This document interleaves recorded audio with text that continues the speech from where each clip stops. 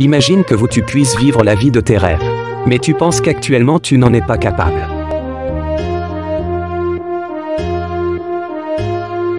Ceci est l'histoire de Pierre.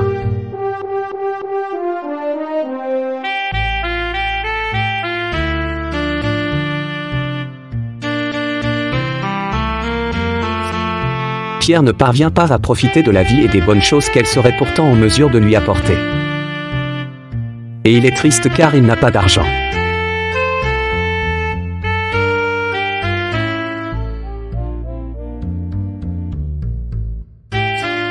Le pire, c'est qu'il a tout essayé pour se sortir de ses problèmes financiers, mais en vain.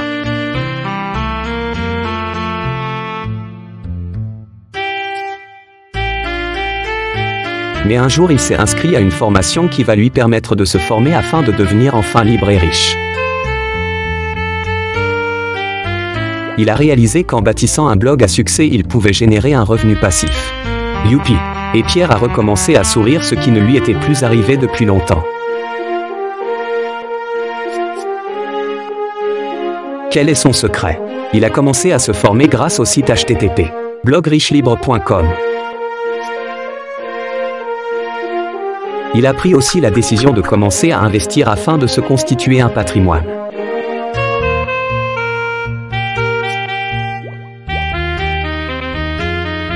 Grâce au site blogrichelibre.com, tu vas pouvoir te former gratuitement. De nouveaux articles et contenus hebdomadaires.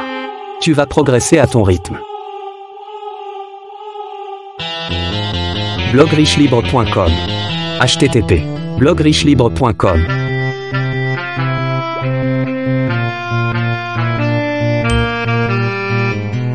Pierre a recommandé blogrichelibre.com à 3 de ses amis.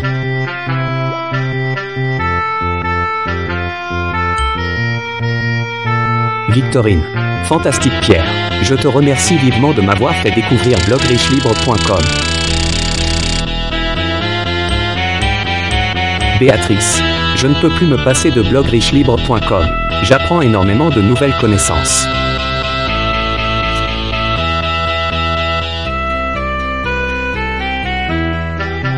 Tu retrouveras le lien de blogrichelibre.com en dessous de cette vidéo.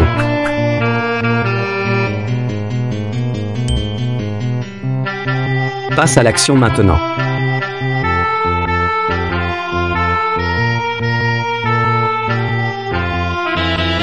Il est possible de classifier le niveau financier d'une personne et son bien-être économique selon 5 catégories avec pour chacune des caractéristiques spécifiques. Tu vas déterminer dans laquelle tu te situes, ce qui te permettra de commencer à mettre en œuvre et à initier, si tu souhaites changer de cap, les actions nécessaires qui te conduiront jusqu'à la liberté financière.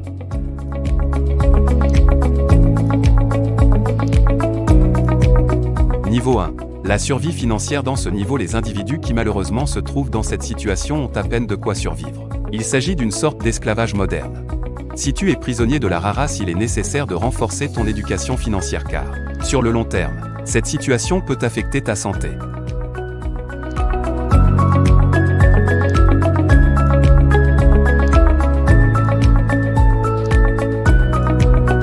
Niveau 2. La stabilité financière. C'est le niveau auquel tout un chacun devrait au moins aspirer. Tu disposes de revenus réguliers. À partir de ce niveau, il est possible de commencer à parler de richesse financière. Mais malgré tout, tu es toujours dépendant de ton travail pour vivre. Tu devrais envisager l'achat de tes premiers actifs qui à terme vont t'octroyer la liberté.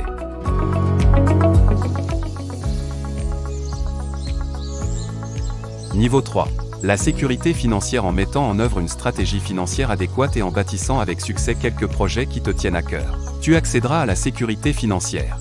Tu es en bonne voie pour atteindre la liberté financière. C'est bien, mais garde à l'esprit qu'il ne s'agit que d'une situation transitoire vers les 2 niveaux suivants. En effet, beaucoup de personnes s'accommodent de cette situation et ne parviennent jamais à devenir libres financièrement.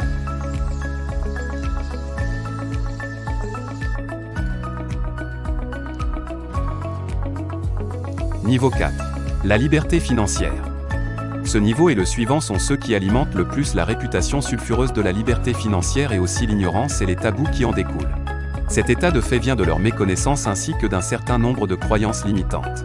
Dès lors, nombreux sont ceux qui érigent au-dessus de leur tête un plafond de verre quasiment infranchissable. La liberté financière est un stade économique dans lequel les revenus passifs provenant d'actifs sont suffisants pour couvrir les frais nécessaires au mode de vie d'une personne auquel s'ajoute un certain nombre d'extras. Ce niveau est relativement subjectif et est propre à chacun. Quelqu'un qui se contente d'un mode de vie peu dispendieux peut être libre financièrement malgré des revenus modestes.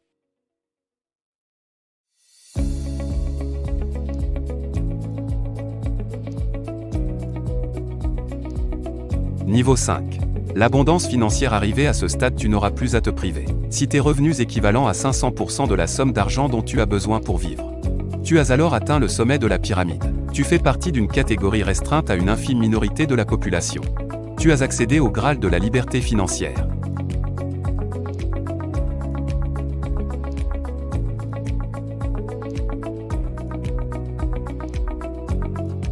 Introduction commune à l'ouvrage et au site web.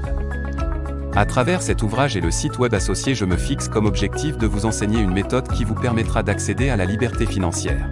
Au fur et à mesure que vous progresserez dans la lecture de chaque chapitre, vous découvrirez une méthode robuste, accessible à la plupart d'entre vous quelle que soit sa situation au départ et le milieu social dans lequel il évolue. Alors que l'enrichissement représente avant tout une grande aventure humaine, la société vous incite à adopter de fausses croyances en mettant l'accent sur son côté sulfureux. Ces fausses croyances qui vous sont rabâchées depuis votre plus jeune âge ne servent que d'alibi pour vous forcer à vous conformer à une éducation scolaire, parentale, spirituelle fondée sur le dénigrement systématique, la méfiance et l'ignorance des principes fondamentaux qui régissent son fonctionnement. Cet instrument permettant d'accéder à toutes sortes de convoitises, déchaîne les passions, divise, détruit et dans les cas extrêmes conduit parfois à la mort.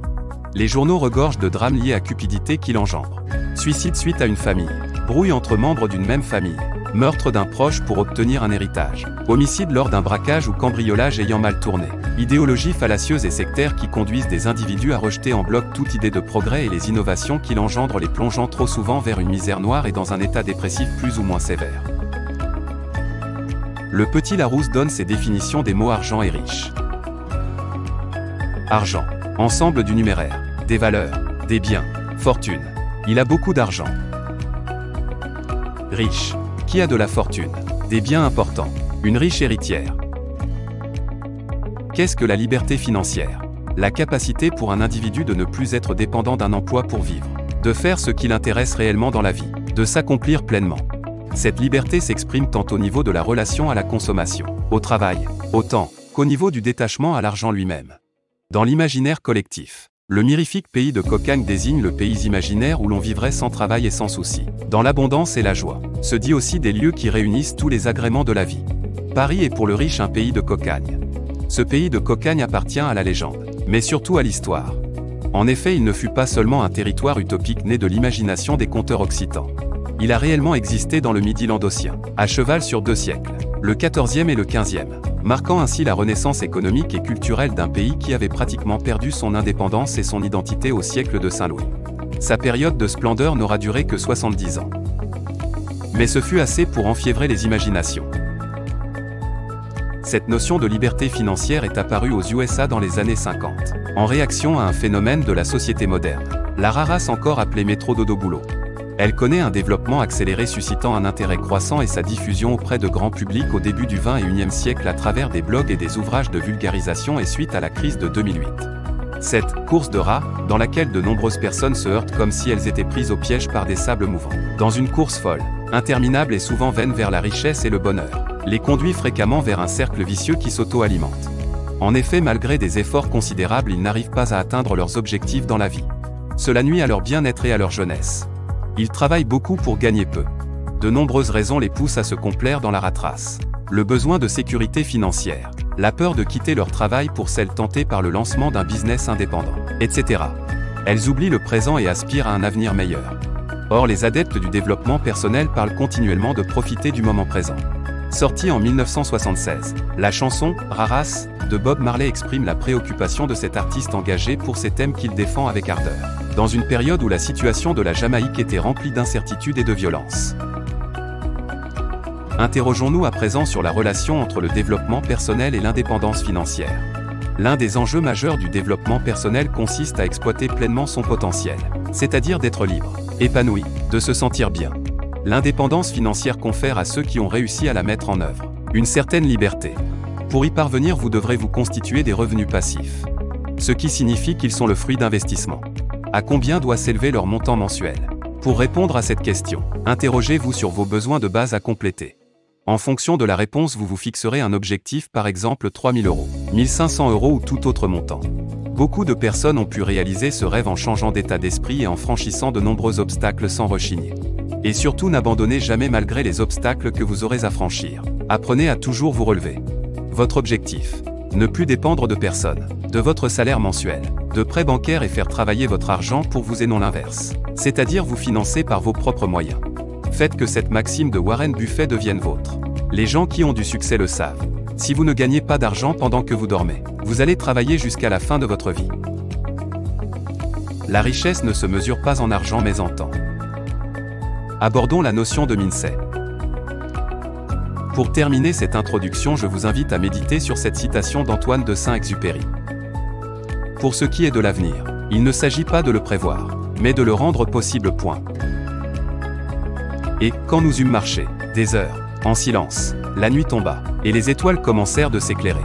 Je les apercevais comme en rêve, ayant un peu de fièvre, à cause de ma soif. Les mots du Petit Prince dansaient dans ma mémoire. Tu as donc soif, toi aussi, lui demandai-je point, mais il ne répondit pas à ma question. Il me dit simplement: l'eau peut aussi être bonne pour le cœur. Je ne compris pas sa réponse, mais je me tus. Je savais bien qu'il ne fallait pas l'interroger, point, il était fatigué. Il s'assit. Je m'assis auprès de lui.